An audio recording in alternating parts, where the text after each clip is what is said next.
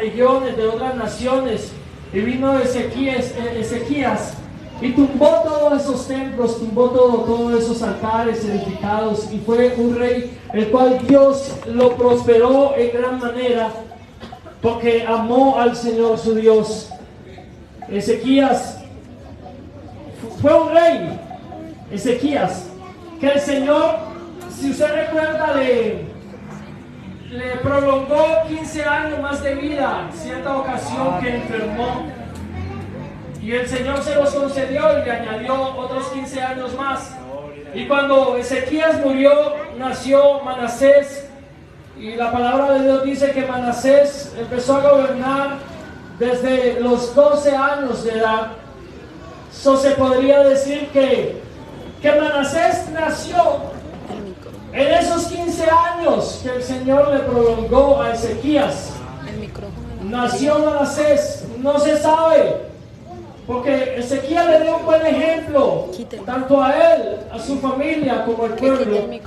Pero yo creo que a temprana edad de gobernar y a temprana edad que su padre murió, la relación o lo que Ezequías le enseñó tal vez no fue suficiente para él ganar la experiencia de quién era el Dios de su padre. La Biblia nos dice que Manasés fue uno de los peores reyes que tuvo Israel. A tal punto, dicen los teólogos y comentaristas, que si Ezequías se hubiera dado cuenta quién iba a ser Manasés, tal vez no le hubiera pedido al Señor esos 15 años más para mirar en qué se convertía su hijo. Porque llegó Manasés cuando empezó a reinar. Dice la palabra de Dios que él se guió por las abominaciones de las naciones que Jehová había echado delante de los hijos del rey. ¿Se acuerda usted que cuando el Señor le prometió la tierra al pueblo de Israel y los introdujo en la tierra de Canaán, lo primero que el Señor les dijo fue que exterminaran todo lo que había en esas regiones, tanto personas adultas como niños, con el fin de que no se propagara la idolatría que había en esas regiones. Porque si ellos iban a tomar Canaán como heredad, si la iban a conquistar, el único Dios tenía que ser Jehová. Y por eso es el que Deuteronomio le dice al pueblo para que siempre pudieran recordar el Shema judío, Shema Israel, Adonai Eloheinu, Adonai Echad, que es: oye Israel, el Señor tu Dios, el Señor uno es. Y esa palabra siempre era para recordársela a sus hijos. ¿Por qué no le da un fuerte aplauso al Señor Jesús?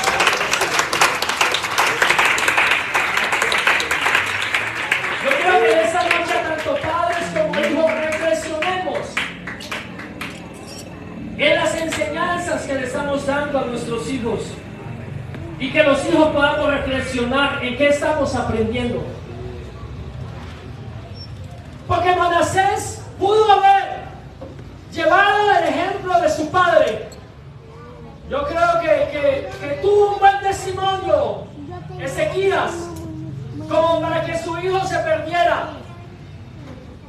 Yo creo que la adoración y el culto que le rendía Ezequías al Señor era de lo mejor, como para que su hijo pueda por allá abrirle un altar, abrirle un templo, en el templo de nuestro Dios, a Acera, que en la mitología griega vendría siendo como Venus, la diosa de la fertilidad.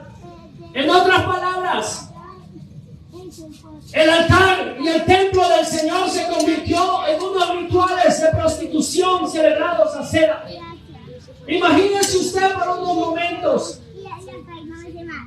que toda la vida construyéndole casa al Señor, toda la vida construyendo un santuario, un altar para el Señor en su casa, en su familia, en la iglesia, y las nuevas generaciones se levanten con una idea totalmente diferente, o un pentecostalismo diferente al que se le viene enseñando. Pues eso vino a hacer Manasés, a instalar otras cosas que el pueblo no conocía, y llevó el santuario Señor a la ruina.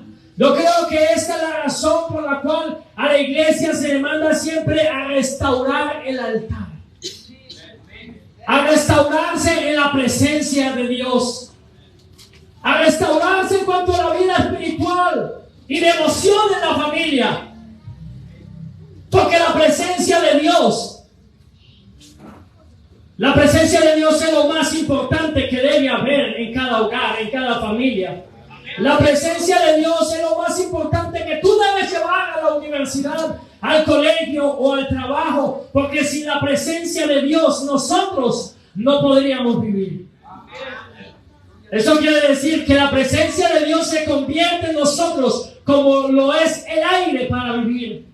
La presencia de Dios se convierte en lo que es el agua para nosotros beber y saciarnos. Simplemente, iglesia, la presencia de Dios es lo más hermoso que tenemos. Que si en esta iglesia no hubiera esa hermosa presencia, apague la luz y vámonos, porque eso es un show más. Pero si aquí hay presencia de Dios, esto sigue siendo una iglesia y la amada esposa del Señor. Fuerte más fuerte ese aplauso para el Señor.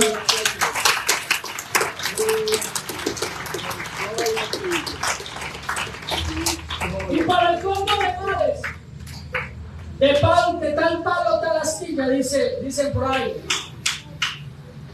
Porque murió Manasés después de gobernar y de hacer perversidades en el pueblo del Señor durante 55 años o más de 50 años.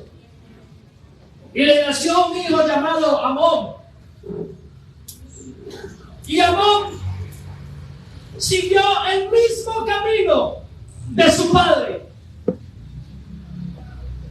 Amón siguió las mismas costumbres paganas de Manasés. Parecían como gemelos a la hora de establecer cultos a dioses paganos.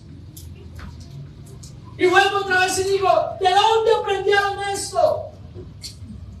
Si su abuelo, si su padre fue un tremendo ejemplo de vida, si fue un tremendo rey que trajo prosperidad, que trajo presencia de Dios, y podría llegar a la conclusión que cuando nosotros dejamos de amar a Dios, entonces nosotros podemos estar en medio de las tinieblas sin conocer nada.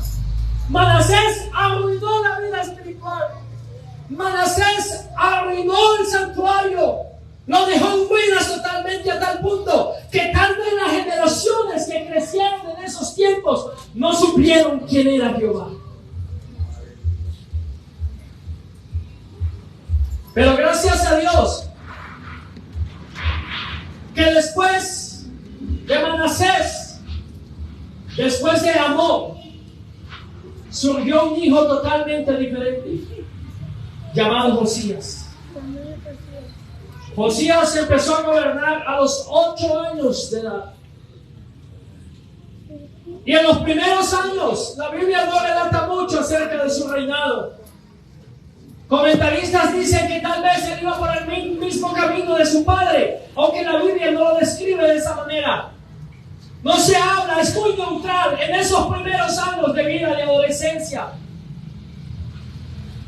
Pero un día dice la palabra del Señor, que Él mandó a reconstruir, a renovar otra vez el templo del Señor. No se sabe para qué lo iba a hacer, pero lo que se sabe es que en cierta ocasión envió uno de sus súbditos para que fuera y le dijera al sacerdote Hilcías que buscara la plata del templo para que se la pasara a los oficiales, para que se la pasara a los constructores, carpinteros que habían ahí, y que ellos pudieran comprar con ellos y pudieran hacer con ese dinero lo que bien les pareciera en cuanto a la obra. Y el profeta, el sacerdote, fue y buscó y se encontró con un libro. Un libro que desde Ezequías estaba perdido por las ruinas que dejó Manasés. Y cuando el sacerdote lo encontró, se dio cuenta que era el libro de la ley. Y eso le conmovió mucho, pasadas de Amón y de Manasés se habían olvidado de lo que era Jehová. Habían dejado a un lado el altar derrumbado y caído por irse tras de sus perversidades. Pero cuando el sacerdote encontró, mandó al súbdito que fuera corriendo a llevarle ese libro al rey Josías, que en ese entonces ya tenía 18 años. Cuando el rey escuchó la lectura de ese libro, se dio cuenta de todo lo importante que había para una sociedad que amara a su Dios.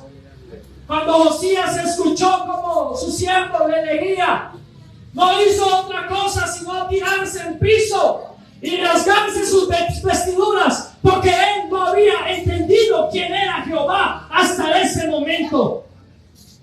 Por eso yo le digo, mi hermano, algo de esta noche. Nosotros como padres y nosotros como hijos, tenemos la obligación, tenemos el deber, tenemos ese papel importante de enseñarle tanto a niños como a adolescentes quién es el Dios de esta iglesia.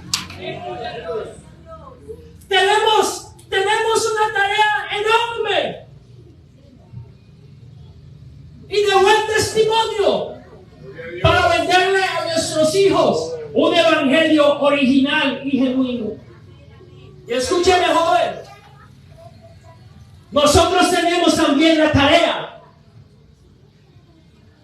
los adolescentes, los jóvenes, la tarea importante de escuchar a sus mayores, de escuchar a los líderes, de escuchar al pastor, de escuchar a los ancianos.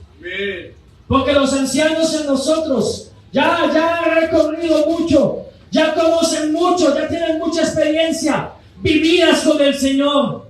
Y esta iglesia, jóvenes, no podemos hacer a un lado a nuestros ancianos, porque mientras nosotros estamos en el trabajo, estamos en la universidad, estamos en la escuela, ellos están orando por nosotros para que el Señor se meta a nosotros. Tenemos que enseñarnos todos nosotros que hay algo mucho más importante que lo material, que hay algo mucho más importante que lo que está allá afuera, que una prenda para vestir, que unos zapatos, y es la importancia de amar a Dios con todas las cosas. Si hay algo que une a nuestras generaciones, tanto ancianos como no tan ancianos y jóvenes adolescentes, es el amor al Señor. Yo creo que Josías tenía todas las excusas para no amar al Señor. Tenía todas las excusas suficientes para no buscar a Dios. Josías tenía todas las excusas para nunca querer averiguar quién era Jehová. Porque él no creció en un culto, en un servicio. Él no creció viendo los sacrificios. Él no creció viendo el holocausto. Él no creció viendo la adoración y ver al sacerdote hacer todas las cosas y liturgias que se hacían en el santuario. Porque su padre Amón y su abuelo Manasés no le enseñaron lo que era servir a Dios con pasión. Y aparte de eso, cuando tenía algunos años de vida, 8 años, mataron a su papá Amón. Yo creo, hermano, que al joven, hermano, aquí hay más de uno conmigo, que tendríamos excusas suficientes para no estar aquí. Amén. Porque yo no conozco sus vidas. Adolescente, joven, usted no conoce la vida de algunos hermanos, padres, que están aquí en esta noche. Aleluya. Que en su adolescencia, que en su juventud, que en su niñez no vivieron lo mejor posible. Yo le puedo decir algo, hermano. A los 8 años de edad me enviaban a vender por allá a los cañales, a las veredas, ropa para niños, en tiempos de ese hombre que murió en esos días, Garavito. Cuando estaba en su apogeo, me enviaban con mis hermanos a vender y a estar por allá, en ocasiones bajo el sol, bajo la lluvia, sin vender nada para comer. A los 8, 7, 9 años de edad, estaba por allá en una finca, con un asadón, con una pala. Y yo creo que más de un hermano aquí en esta noche se identifica con eso, que les tocaron de su niñez trabajar. Y nosotros en ocasiones ignoramos por dónde pasaron muchos de ustedes. Y tendríamos excusas suficientes para no amar a Dios cuando vivimos una vida, una infancia, donde creíamos que Dios estaba lejos de nosotros. Amén. Amén. Viviendo en un hogar cristiano, en ocasiones por allá debajo de un árbol me sentaba y le decía, ¿por qué yo tan niño y tengo que vivir eso?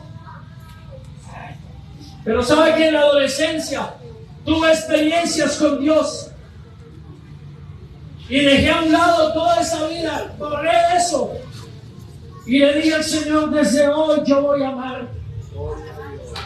Y la mejor decisión que nosotros tomamos es cuando le dijimos, Señor, te voy a amar sobre todas las cosas y voy a entregar mi vida a ti, a pesar de mi pasado, a pesar de la tristeza debajo de ese árbol. Contigo voy a ser más que vencedor y tú me vas a dar la vida eterna a mí y yo te voy a amar. Yo creo que Josías tuvo todas las excusas. ¿Y cuántos adolescentes no están esta noche aquí? Adoleciendo. Tanto joven que se está esforzando. Y admiramos tanto las generaciones pasadas como las generaciones de hoy en día que están aquí en nuestra iglesia, a pesar del mundo que les tocó. Porque tienen que ir todos los días a la escuela, a la universidad, y tener que enfrentarse con un mundo que piensa diferente a nosotros.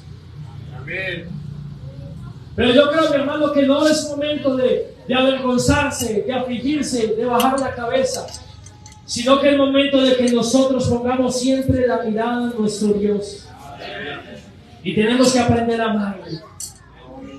Cuando Josías, en el capítulo 23, versículo 25, la palabra de Dios enseña algo muy bonito. Y es que Josías escuchó todo lo de la ley. Josías escuchó todo y aprendió que era servirle a Dios y amar a Dios. Y en el pasaje de Segunda de Reyes, o Segundo Libro de Reyes, en el capítulo 23, verso 25, la Biblia dice algo muy bonito de este rey niño que creció, que se esforzó, que le devolvió otra vez al pueblo el culto a Jehová, que restauró otra vez el altar al Señor. Y dice que ese rey fue conocido, o se le recuerda como uno de los mejores reyes que tuvo Israel, que se convirtió de nuevo al Señor y que le amó a Él con toda su alma, con todo su corazón, con toda su fuerza. No hubo otro rey antes de Él que se convirtiese a Jehová de todo su corazón, de toda su alma, con todas sus fuerzas, conforme a la ley de Moisés. Ni después de Él nació otro igual. Yo no sé en esta noche, mis hermanos, ¿cuántos tienen el altar en el piso? ¿Cuántos tienen esa vida espiritual o esa relación con Dios por allá? Que sus hijos están creciendo y están mirando eso y no le dan ganas ni siquiera de venir al culto. ¿O cuántos padres le están enseñando a sus hijos, pero sus hijos tienen pereza?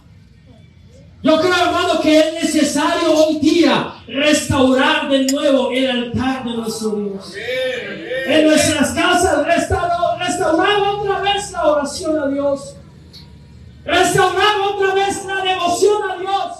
Si yo le pregunto a usted y lo confronto, y le pregunto directamente, ¿cuántos devocionales en la semana hace en su hogar? Respóndase usted mismo. Porque en la escuela dominical a nosotros nos enseñan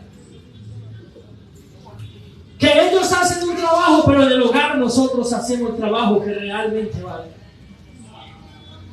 ¿Cuántos a ustedes todos los días le enseñan a sus hijos: oye Israel, Jehová nuestro Dios, Jehová uno es. ¿A cuántos jóvenes se les ha dicho: ama a tu Dios con todo tu corazón, con toda tu alma y todas tus fuerzas? ¿Dónde está el altar? ¿Cómo está el altar? ¿En qué condición se encuentra el altar? Porque la vida de devoción y de adoración a Dios va más allá de estar en este lugar. La vida de adoración es cuando usted se levanta y sale allá donde no está el pastor, donde no está el líder, y tiene que vivir con personas que no son de su fe. Ahí es donde empieza la verdadera adoración, más que cantar, más que saberse la canción suavecita que decimos que es adoración. La adoración es ese estilo de vida que usted le da al Señor y le da al mundo todos los días. ¿Cuántas personas saben que nosotros en el trabajo amamos a Dios sobre todas las cosas? Pero yo creo, mi hermano, que nosotros estamos en momentos de restaurar ese altar, de dejar a un lado lo que enseñó Manasés, de dejar a un lado lo que enseñó Amón, y hacer lo que hizo Josías, de llegar otra vez y restaurarse, de reiniciarse otra vez, de empezar a leer la palabra de Dios y mirar qué es lo que ella nos dice a nosotros. Porque en esta palabra tan preciosa nos enseña que hay un Dios que hay que amar sobre todas las cosas, que hay un Dios que es fiel con nosotros y que permite que todos los días esas bendiciones y esa fidelidad nos persiga a nosotros. Ese Dios que nos dice que todas las cosas, aunque sean malas, nos ayudan a bien. Esas promesas dadas a nosotros. Es bueno que nosotros le dejemos una herencia espiritual a nuestros hijos maravillosa. Que cuando ellos crezcan, que la gente pueda decir: fulanito es hijo del hermano tal. Amén. Y usted se sienta orgulloso porque sabe que lo que le enseñó a su hijo y lo que aprendió de su padre fue lo mejor. Cuando la Biblia habla de quién era Josías, la Biblia no dice hijo de Manasés, hijo de Amón, porque las referencias no fueron buenas. ¿Sabe qué dice? Hijo de David. Porque David, su padre, o su tatara, como le quiera llamar, dejó inspiración para el pueblo de Israel hasta el día de hoy. Inspiración de adoración, inspiración de fidelidad, inspiración de alabanza para su Dios. Por allá dice la palabra de Dios que en cierta ocasión David no sabía qué darle, qué entregarle a Dios, porque veía que todos los sacrificios para Dios ya estaban y que darle sacrificio era muy fácil, pero él tenía un sacrificio que le costara que tuviera. Pero los sacrificios que Dios quería no era todo eso material, sino un corazón contrito y humillado. Es hora de volver, hermanos, a derramar lágrimas en el Señor. Es hora que no solamente vengamos y nos arrodillemos, sino que lloremos en la presencia del Señor. Anoche estaba yo todas las noches con mi niño, nos tomamos siempre con alguno de los dos o lo hacemos dormir y siempre le enseñamos este pasaje bíblico de Deuteronomio 6, 4 y 5 todos los días con Felipe, venimos y lo repetimos. Y anoche estaba, los hermanos me dijeron para predicar y pensaba yo en este pasaje lo hermoso y lo inspirador que es. Y uno con una criatura tan pequeña venir y hablar un poco de qué es amar a Dios, uno llega a la conclusión que en ocasiones a nosotros nos falta un poquito, porque nos quejamos mucho. Si Dios nos bendice o no, nos quejamos mucho. Si hay milagros en la iglesia o no, nos quejamos. Pero todos los días estrenamos misericordia y no le agradecemos a Dios. Todos los días hay agüita para la tierra, para el cultivo, y en ocasiones pasamos por alto eso. Todos los días hay un sol que nos calienta y en ocasiones nos quejamos mucho calor. Muchos oigan picante, pero hay que darle gracias a Dios si nosotros realmente le amamos a Él. La alabanza tiene que ir más allá de una canción. La adoración tiene que ir más allá de una canción. La adoración y la alabanza la tenemos que vivir como personas que realmente amamos a Dios sobre todas las cosas. Dale un aplauso fuerte al Señor. Le invito